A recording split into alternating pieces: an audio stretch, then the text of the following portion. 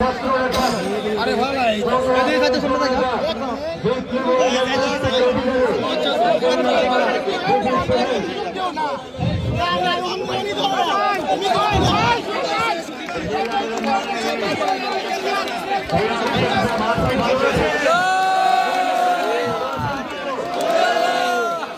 আগামী 12 তারিখে আমাদের প্রিয় নেতা তারেক রহমানের নির্দেশ অনুযায়ী সারা বাংলাদেশে ল্যাপটপ থেকে তেতুলিয়া পর্যন্ত ধানের শীষের যে জোয়ার উঠেছে, এই জোয়ারে উঠে পড়ে আমরা বিক্ষোভ করবো,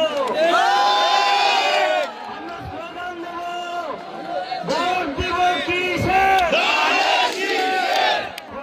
হুসেনপুরের মানুষ যে বিক্ষোভ করেছে, সারা জীবন যে সংগ্রাম করেছে, এই সংগ্রামে এই স্লোগান দিলে হবে না। ভোট দিব কিসে? যাতে সারা হুসেনপুর থেকে কিশোরগঞ্জ আওয়াজ করেছে, ভোট দিব কিসে?